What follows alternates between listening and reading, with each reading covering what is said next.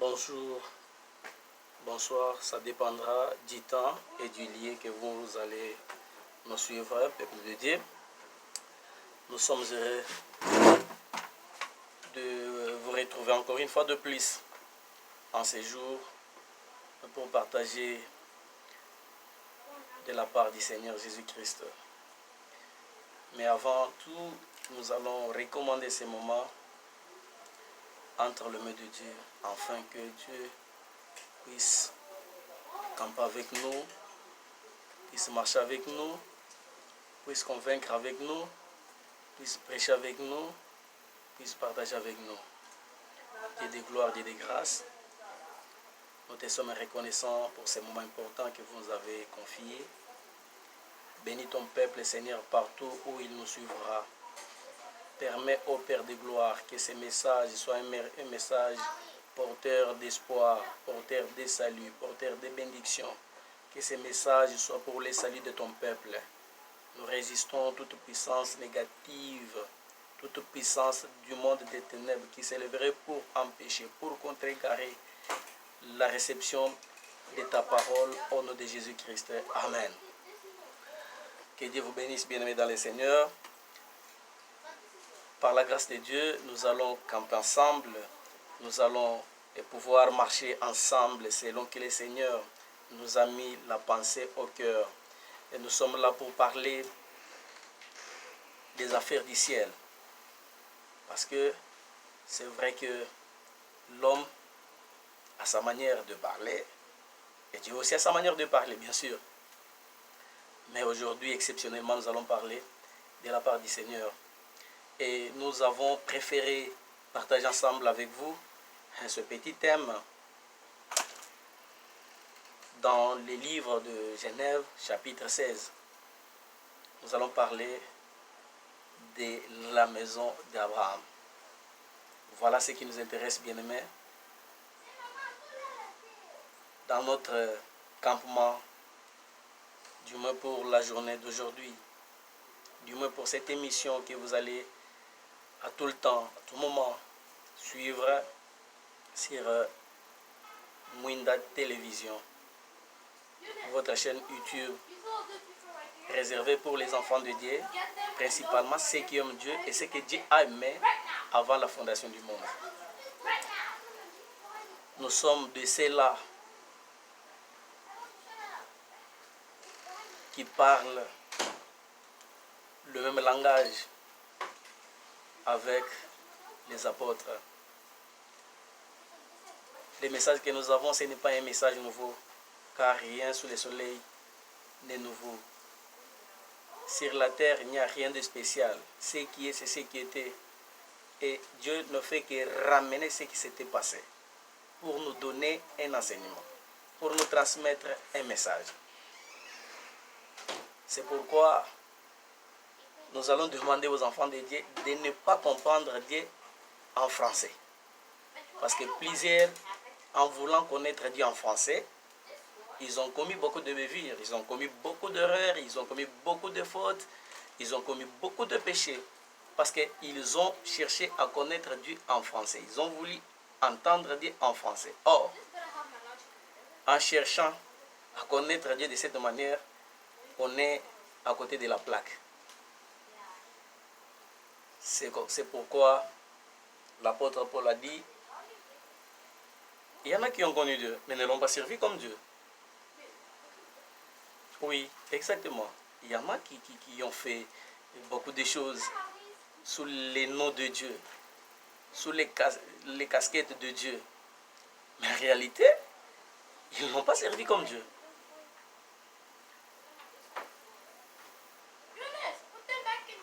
Vous savez, quand vous ne comprenez pas Dieu en tant que Dieu, tout ce que vous faites, ça n'a aucun impact pour le salut des âmes. C'est pourquoi, par la grâce du Seigneur, nous allons parler de ce que Dieu nous a mis à cœur pour ces petits peuples que Dieu s'est choisi pour s'implanter au milieu de ces petits peuples que Dieu a choisis avant la fondation du monde. Ces peuples destinés au salut. Ces peuples destinés à retourner au jardin d'Éden.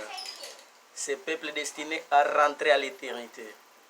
Oui, c'est ces peuples-là que nous sommes appelés à donner ces messages.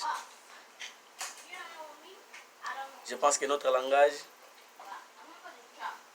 c'est un langage simple. C'est un langage terre à terre. C'est un langage pour donner la sémence au semeur. C'est un langage pour donner les yeux aux aveugles. C'est un langage pour donner le pied aux boiteux.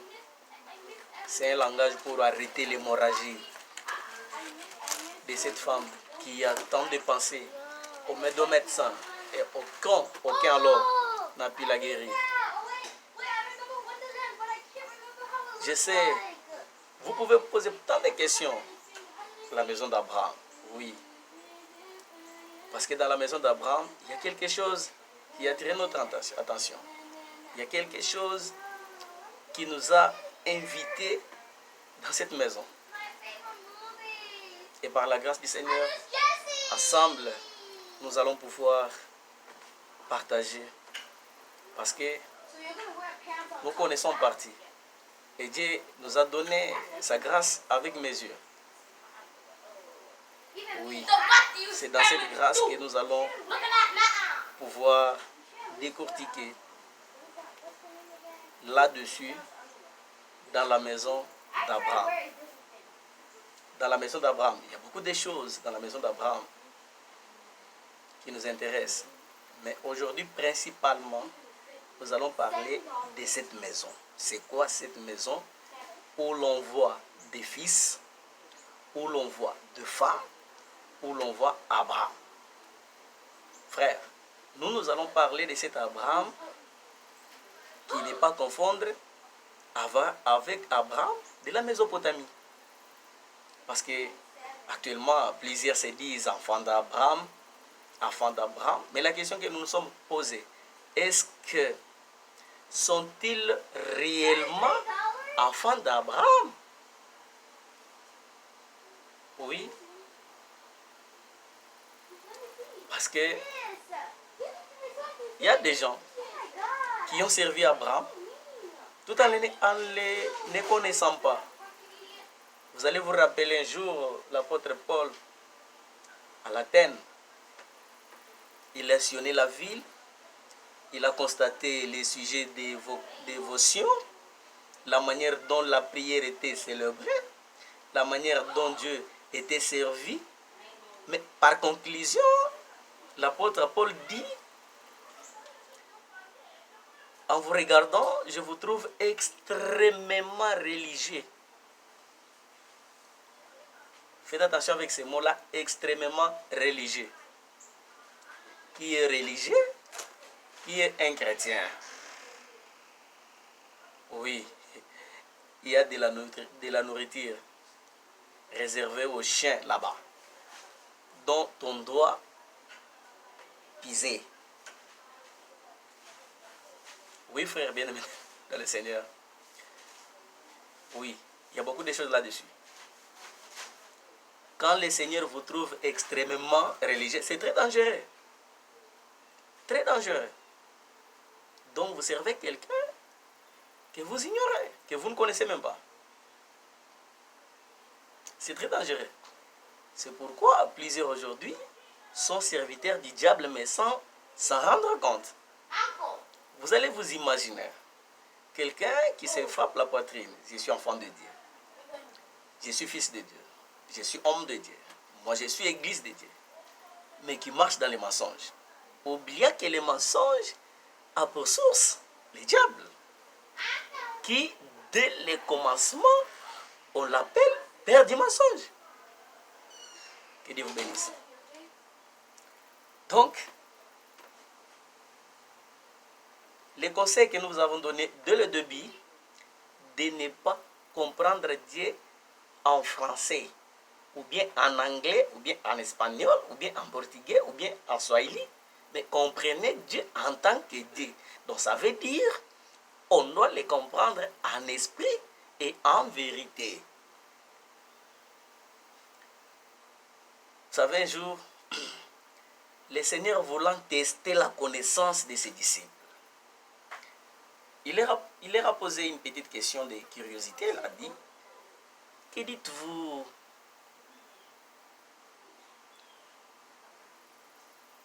Que dit-il de moi? Et là-dessus, beaucoup ont promené les regards dans les Écritures. Ils ont vu que Dieu, il était l'un des prophètes, il était Élie, il était Jean-Baptiste, il était comme l'un des prophètes. Oui, ils ont vu ce qu'ils ont vu là, mais ça n'a contribué en rien à ce qui concerne le salut. C'est là que nous disons que quand le ciel est fermé, Dieu va se servir de la nature. Et quand Dieu se sert de la nature, les hommes ne parleront que de la morale. Or, avec la morale, personne ne sera sauvé. Avec la morale, personne ne verra Dieu. Avec la morale, personne ne sera enlevé. Or, la nature, la morale, c'est quoi? C'est la loi de Moïse. Ça veut dire que l'on voit des choses de la manière des hommes.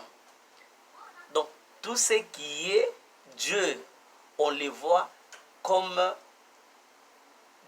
des choses palpables, des choses qui sont touchables. Or, le royaume des cieux n'est pas ce qui frappe au regard.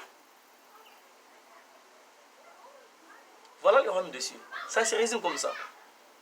Ce n'est pas les manger, ce n'est pas les boire, ce n'est pas même se revêtir, ce n'est pas se marier, ce n'est pas voyager, ce n'est pas. La liste est tellement longue, vous pouvez ajouter. Quand le ciel est fermé, le peuple se serve de la nature. Et dans la nature, on va donner que ce que l'on a. C'est l'enseignement de ce monde. Or, l'enseignement de ce monde est tiré de la sagesse humaine. Et le bien-aimé frère Jacques nous dit que la sagesse charnelle de ce monde est diabolique. Ce n'est pas un secret pour personne. La sagesse de ce monde, c'est diabolique. Charnel, ça n'a aucun rapport avec les choses de Dieu. Pourquoi perdrait-il votre temps? Vous poumonez, vous parlez de tout comme de rien, mais en se focalisant sur la nature. Oui, Dieu nous envoie vers la nature pour tirer une leçon, une instruction. Mais Dieu ne nous demande pas d'aller nous investir totalement dans la nature. Oui, la nature cache un enseignement. Ça veut dire quand vous prenez cet enseignement-là caché dans la nature, essayez de l'amener vers les hauts sommets, vers les sommets de la montagne. Et qui peut faire ça si ce n'est qu'un aigle? Parce qu'un aigle, quand il est devant sa proie, il ne les mangera pas sur la terre. Croyez-moi frère, quand un aigle prend sa proie, vite il monte pour l'examiner. Pourquoi l'examiner? C'est pour vérifier si réellement le sang coule. C'est pour voir si réellement c'est lui-même qui a battu sa proie. Donc, voilà un peu ce qui sera notre marche pendant ces trentaines de minutes que nous allons parler pour le peuple de Dieu qui nous écoutera partout dans le monde. nous avons un message de la paix, un message de la réconciliation, un message de la consolation, un message qui vous amène dans la vérité, un message qui vous amène la paix du cœur. Nous allons lire Genèse chapitre 16, verset 1er à 2. On parle jusqu'à 3. Sarai, femme d'Abraham, ne lui avait pas donné d'enfant. Elle avait une servante égyptienne dont le nom était Agar. Sarai dit à Abraham, puisque l'Éternel m'a empêché d'enfanter, va donc vers ma servante, peut-être aurai-je un fils par elle. Abraham écouta la voix de Sarai. Alors Sarai, femme d'Abraham, prit sa servante égyptienne Agar et la donna comme femme à Abraham, son mari, après qu'ils y habitaient 10 ans dans le pays de Canaan. Très important.